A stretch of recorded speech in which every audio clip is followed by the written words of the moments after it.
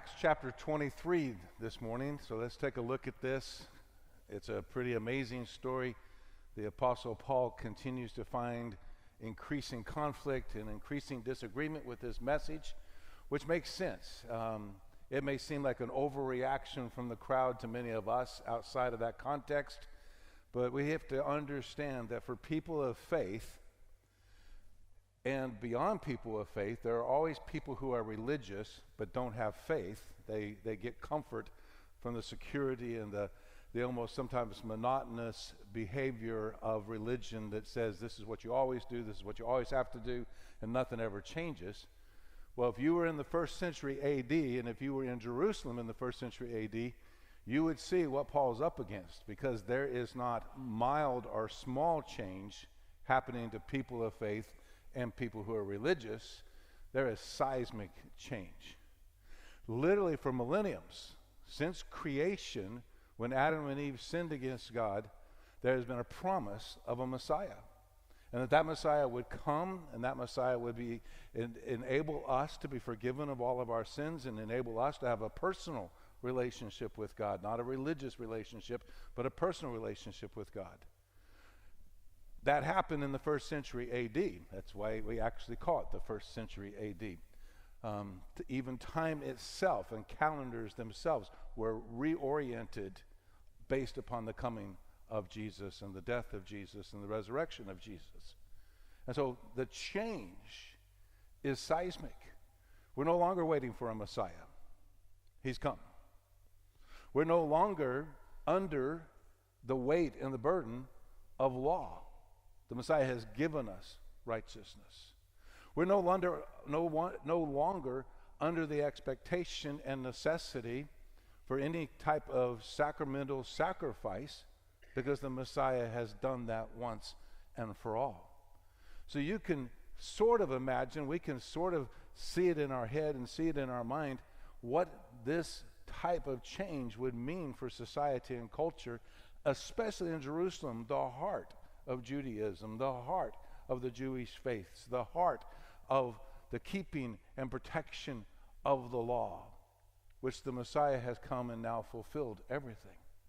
And so yes, people are very upset, and people are extremely angry, and people are extremely frustrated, and even to the point of violence that takes them even to the place of persecuting those who are sharing the news about Jesus, the Messiah who has come and fulfilled everything. They're willing to persecute even to the place of death. And the Apostle Paul is one of those individuals with instructions out of Jerusalem to go into other cities and other parts of the Holy Land and flesh out and find and push out and deal with, arrest if necessary, execute if necessary, those who are living and in a very real sense progressing in this new faith that will, in the book of Acts, as we saw, eventually become called Christians, because they are followers of Christ. And so those who don't want to change, and those who are very comfortable in their religion, and those who are very comfortable in their structures, are going to fight all of this change as hard as they possibly can. And that's what we find. So in just a minute, when I read this text to us and we look at this portion of the story in Acts chapter 23, it's going to feel a little awkward. It's going to feel a little uncommon, because we just typically don't think in this century of this kind of violence, particularly in areas of faith. But yet, the most sacred thing you can change is somebody's faith. And so the anger makes sense in light of the change. The frustration makes sense in light of the change. The hostility against those who are purveyors of the change makes sense. What we need to understand, what we need to look at, is how those in the middle, and in this particular case, the Apostle Paul, who is the target of all of that frustration, anger, and violence, has a sense of security, has a sense of well-being, has a sense of peace, has a sense of direction in the middle of everything that just seems to be coming apart at the seams. So let's take a look at it. I'm going to read the entire story again, like we did last week, just because the context is helpful to understand. The story actually begins in verse 30 of chapter 22. So you got a brief introduction before we hit into chapter 23. The next day, since he wanted to find out, this is referring to the commander who had Paul arrested, why Paul was being accused by the Jews, he released him and instructed the chief priests and all the Sanhedrin to convene. He brought Paul down and placed him before them. Paul looked straight at the Sanhedrin and said, "Brothers, I have lived my life before God in all good conscience to this day." The high priest, Ananias, ordered that those who were standing next to him strike him on the mouth. Then Paul said to him, "God is going to strike you, you whitewashed wall. You are sitting there judging me according to the law, and yet in violation of the law are you ordering me to be struck?" Those standing nearby said, "Do you dare revile God's high priest?" Paul responds, "I did not know, brothers, that he was the high priest," replied Paul, "for it is written, you must not speak evil of a ruler of your people." When Paul realized that one part of them were Sadducees and the other part were Pharisees, he cried out in the Sanhedrin, "Brothers, I am a Pharisee. I'm a son of a Pharisee. I am being judged because of the hope of the resurrection of the dead." When he said this, a dispute broke out between the Pharisees and the Sadducees, and the assembly was divided. For Sadducees say there is no resurrection, and neither angel nor spirit. But the Pharisees affirmed them all. The shouting grew loud, and some of the scribes of the Pharisees' party got up and argued vehemently. "We find nothing evil in this man. What if a spirit or an angel has spoken to him?" When the dispute became violent, the commander feared that Paul might be torn apart by them and ordered the troops to go down, take him away from them, and bring him into the barracks. The following night, the Lord stood by him and said, "Have courage, for as you have testified about me in Jerusalem, so it is necessary for you to testify in Rome." When it was morning, the Jews formed a conspiracy, and bound themselves under a curse not to eat or drink until they had killed Paul. There were more than 40 who had formed this plot. These men went to the chief priests and elders and said, "We have bound ourselves under a solemn curse that we will not eat anything until we have killed Paul. So now you, along with the Sanhedrin, make a request to the commander that he bring him down to you, as if you were going to investigate his case more thoroughly. But before he gets near, we are ready to kill him." The son of Paul's sister, hearing about their ambush, came and entered the barracks and reported it to Paul. Paul called one of the centurions and said, "Take this young man to the commander, because he has something to report to him." So he took him, brought him to the commander, and said, "The prisoner Paul called me and asked me to bring this young man to you because he has something to tell you." The commander took him by the hand, led him aside, and inquired privately, "What is it that you have to report to me?" "The Jews," he said, "have agreed to ask you to bring Paul down to the Sanhedrin tomorrow, as though they are going to hold somewhat more careful inquiry about him. Don't let them persuade you, because there are more than 40 of them lying in ambush, men who have bound themselves under a curse not to eat or drink until they have killed him. Now they are ready, waiting for your consent." So the commander dismissed the young man and instructed him, "Don't tell anyone what you have informed me about this." And then we pick it up as Paul gets moved out of Jerusalem. Can you imagine that church got so bad that we now have assassins out of the faith group? This is why we have to distinguish between people of faith and religion, because clearly there is no faith. Clearly they justify themselves based on law, based on their perception of what has been and what always should be, all of which is wrong. But in the moment, if you were the Apostle Paul and you were sitting in a barracks, under guard, because they have already beat you and they've already attempted to kill you, and they wouldn't listen to you, even when you shared with them how Jesus had changed your life and how Jesus is the Messiah, which means he has fulfilled all the law that they're trying to protect, and they just get angrier and angrier and more violent. What kind of evening are you having? I don't think he's sitting down to a game of Rummy Cube. I mean, this is intense, and this is bad. This is as bad as it possibly can be. Most of us would never expect that we would ever find ourselves in a conflicted situation that threatens our life. And yet that's exactly where Paul finds himself.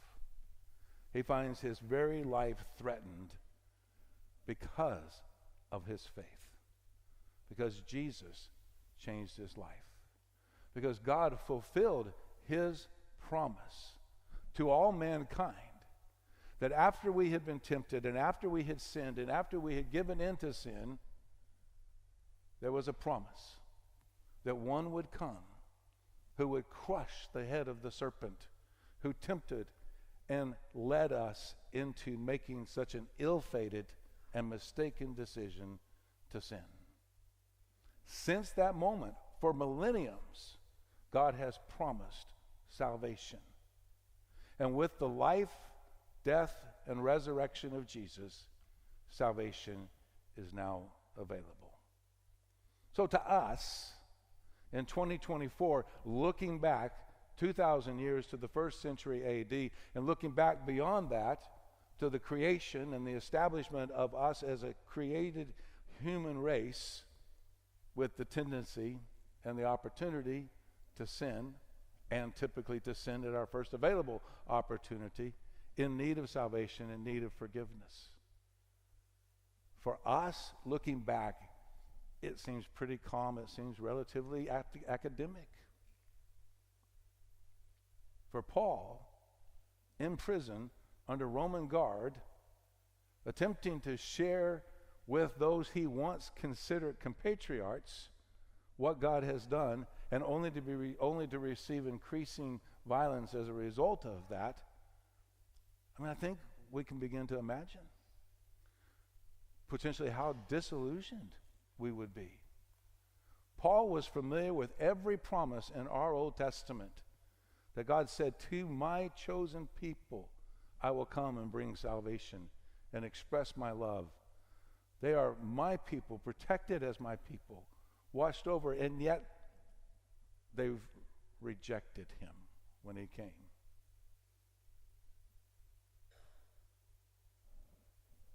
But how about our disillusionment? What are we facing that might, to some degree, feel mild compared to what the Apostle Paul's facing? But I learned a long time ago from my own personal experience in my own life that when you're in crisis, when something isn't right, when things aren't going the way they need to go or the way you want them to go or the way that they should go, when you have this crisis, it doesn't really matter what the problem is. It feels as if the entire world is against you. When we're in crisis and we're not sure exactly what the next step is, and every step we take, just like the Apostle Paul, every step we take has gotten worse, not better, has lacked resolution instead of gaining resolution. And it seems as when you get to Acts chapter 23, as far away from any kind of reconciliation as you can even imagine or guess, when we're in a crisis, that's the way it feels. We feel lost. We feel disillusioned. We are bound to feel, to a certain extent, scared and because just the uncertainty of it. And then imagine your nephew comes and says, hey, uncle, guess what I heard this morning? 40 guys have committed to never eat or drink again until after they kill you. I believe personally that when we get to heaven, there's not going to be any questions. Everybody says that at some point in time. Oh, when I get to heaven, I want to know this. Well, this is what I want to know when I get to heaven. Where did they bury those 40 guys? Because they didn't succeed. They do not get to kill the Apostle Paul. Paul is still alive. Where'd they bury him? How long did the dehydration take before it settled in? 3 days? 4 days? How long did the starvation take? 30 days? 60 days? What happened to those 40 jerks? That's what I want to know. It doesn't tell us. Nobody seems to know. No commentators seem to know. But the premise is simply this. I do actually believe when we get to heaven, the last thing we're going to have is questions. Something about the perfect nature of living in God's house and being with him in that spectacular place that he prepared specifically for us. I just don't think much of anything is going to matter at that point. It's going to be so great to see Jesus. But here's the dilemma. I'm not in heaven yet. So what do I do with the conflict? What do I do with the disillusionment? What do I do with the frustration? What do I do with the insecurity? What do I do with the sense of rejection? What do I do with the fear? And I love the way God just intervenes in this passage. If I was going to underline, and I've said that a lot in the book of Acts because we've covered a lot of text, and I've said almost every week, if I was going to underline, this is the one verse I was going to underline. And the one verse underlined out of this passage is verse 11. The following night, the Lord stood by him and said, "Have courage. For as you have testified about me in Jerusalem, so it is necessary for you to testify in Rome." And God paused and spoke directly to Paul to tell him, it's going to be okay. There's 3 things I want us to learn, and it's going to be relatively quick. It's going to be relatively simple. In the midst of all this conflict, in the midst of whatever conflict I'm in the midst of whatever conflict you're in the midst of whatever crisis we're attempting to manage in this moment, there are 3 things I want us to remember. They're easy. We tried to write them in such a way that it's a simple process of remembering. I want us to remember that we're never alone. I want us to remember that we're never abandoned. And I want us to remember that our lives are never aimless. Because for me personally, when I'm in crisis, all 3 of those specters raise their head. There is nothing like being in crisis to make you feel like you're completely alone. That nobody feels or knows or understands what you're going through. There's nothing like crisis to make you feel like you're completely abandoned. That not only does nobody know or understand or feel what I'm going through, but oftentimes, unfortunately, when we're in crisis, those closest to us, not out of meanness, not out of harshness, will begin to distance themselves. Because our crisis is uncomfortable for us, and then we make it uncomfortable for everybody else. Even if it's completely legitimate, sharing our needs, sharing our concern, sharing our crisis, people naturally distance themselves. It doesn't take long to put your hand towards a flame and realize if you get too close, it burns. And our self-protective instincts kick in. And your crisis may feel like that burning sensation to those around. Because maybe they've been through the same crisis. And there's a natural tendency to avoid feeling those emotions again. It can create a legitimate and real sense of abandonment. And then again, I'm sharing much from my perspective this morning. When I'm in crisis, it is difficult for me to manage what's happening in the future. Because this moment is so overwhelming. It is difficult for me to envision what might be ahead. And honestly, I think God lets us move one step at a time, because if we had the whole picture, it would be even more difficult. In this case, the Apostle Paul will successfully be delivered and escape from those in Jerusalem who want to kill him. And he will continue throughout the rest of the book of Acts to share his faith, to share his testimony, to share the good news about Jesus to everyone he comes into contact, increasingly a more Gentile Greek crowd, because he will be moving closer to Rome, and he will eventually end in Rome, where a church will be planted while he's under house guard. And at that point, everything looks great, until Rome finally says, we've had enough, and they execute him. This isn't a promise of a perfect, pain-free future, but it is a promise. It is a promise to remind us we're never alone, we're never abandoned, and we're never aimless from the perspective of God. It's a simple phrase in verse 11. The following night, the Lord stood by him. In fact, you can narrow it down to one word if you want to circle that one word in your Bible, and it is the word by. The Lord stood by him. God was with him. This is a promise that echoes throughout the scriptures. In fact, in Acts chapter 18, a similar scenario was unplaying and unfolding and happening.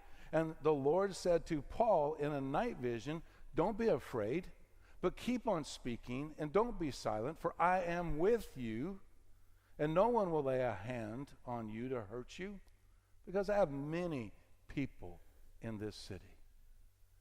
At that point in Acts chapter 18, the Apostle Paul is in Corinth, and he's with a hostile crowd again, and he's in an ultimately extensively pagan society and culture that they don't even want anything to do with the God Jehovah that Paul was familiar with and the ones in Jerusalem are arguing about. So they definitely don't want anything to do with the Messiah because they love their lifestyle. Don't get too careful here. It's going to start feeling a lot like 2024, where we use violence to justify sin, where we use every form of shaming and criticism and judgment to justify our inappropriate lifestyles. It is not unlikely that if you're living faithfully as a Christian, that part of the crisis you might be going through or the crisis you may face this year will be about your faith. But remember that simple phrase, the Lord stood by him. We're not alone. At no point are we alone. At no point are we so completely removed from everybody that's meaningful in our life to find ourselves completely isolated even from God himself. One of my favorite Bible stories is in 2 Kings chapter 6. I'm not going to read the whole story this morning. I'm going to read just an excerpt from it. But I love this story. Elisha is a prophet. And Elisha has prophesied against the culture of the Aramean states. He has stood his ground about the truth related to God and about the truth of the lifestyle that God expects. And everyone hates him. And the king has brought about all of his forces for one singular purpose, to kill Elisha.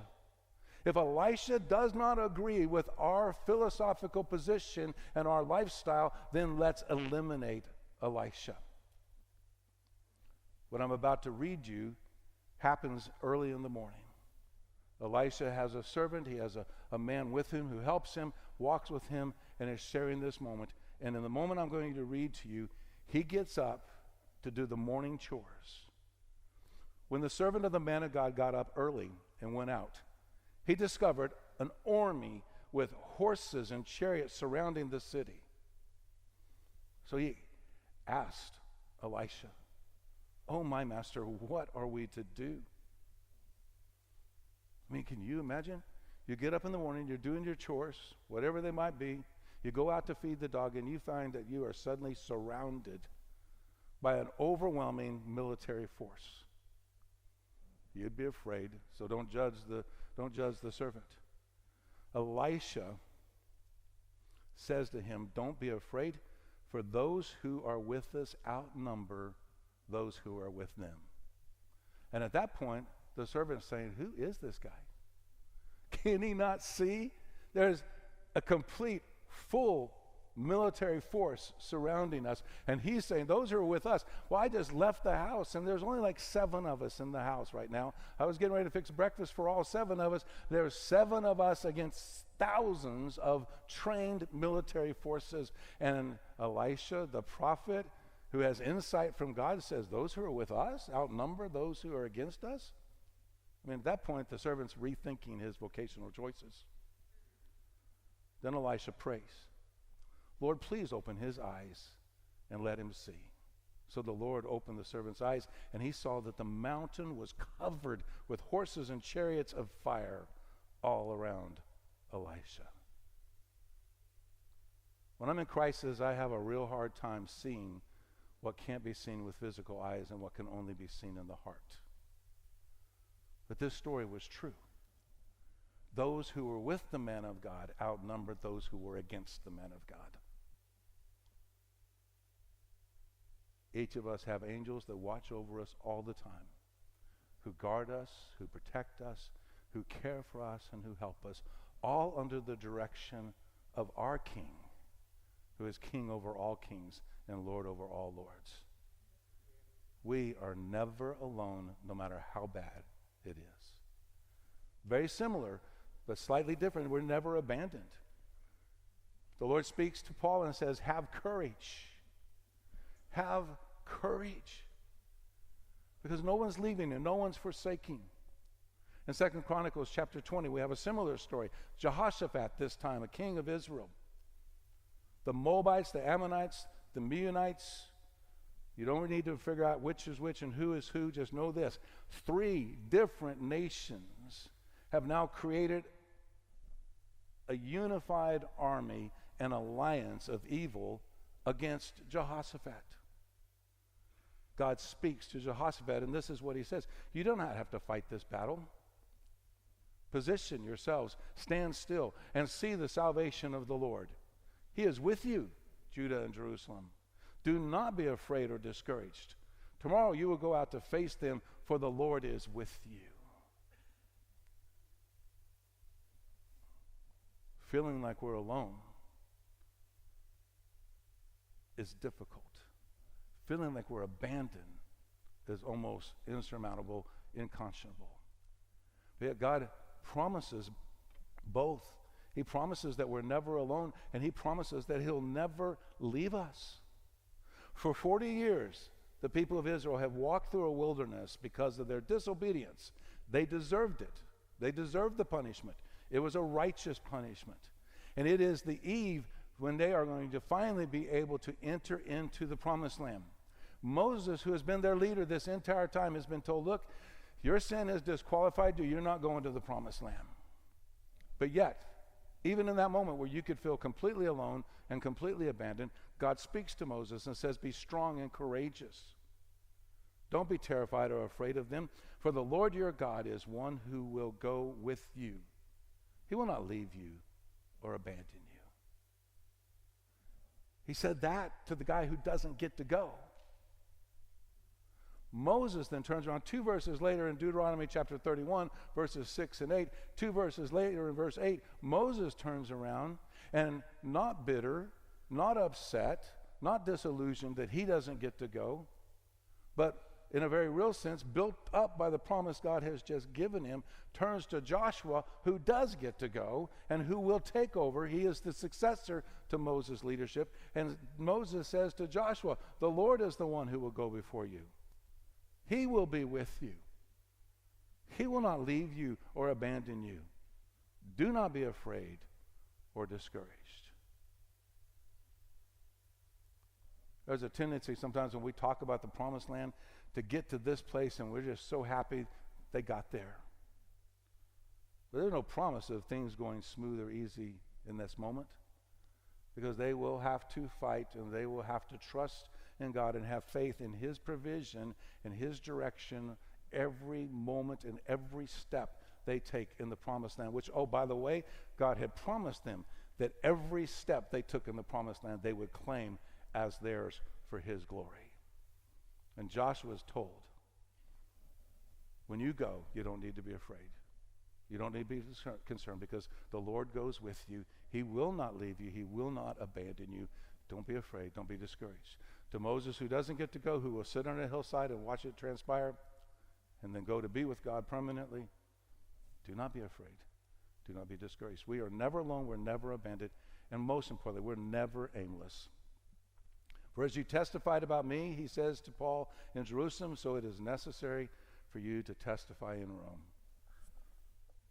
God has a plan. We get frustrated when his plan doesn't make sense to us. But it doesn't matter if it makes sense to us. Our call is to follow and to respond and to do. I love the way the Apostle Paul said it to the church at Philippi. But one thing I do, forgetting what is behind and reaching forward to what is ahead, I pursue my goal, as my goal, the prize promised by God's heavenly call in Christ Jesus. When you're in a crisis, you don't feel like any of it makes sense. But it doesn't have to always make sense to us. As long as God has a plan, it makes sense. So wait and listen and hope for his plan. Because his plan isn't aimlessness. It isn't for you to just continue suffering. It isn't for you to just keep having your heart broken over and over again. It isn't for you to be frustrated or to deal with illness and the frailty of our human bodies as they are, never intended to be permanent. I'm understanding that more and more every day with every pain. I lived the first 50 years of my life thinking, this is it. Now God reminds me every morning, this isn't it. This isn't the body I have designed for you. This isn't what I want you to experience. Someday, you're going to be home with me. Now, I'm not in a rush, but I am kind of, as B.J. Thomas said, homesick. I want to be in that home. God has a plan. My life is not aimless. Even in all the confusion that comes with a crisis, my life's not aimless. There's more things for me to do in this book than I've even remotely come close to scratching the surface of. And every day I'm still here. I still have a plan to follow God's plan and to do what he wants me to do. Pastor Josh, we're not alone. We're not abandoned. And we're not aimless. Because Jesus is in charge of our life. Let's worship that. Let's stand together.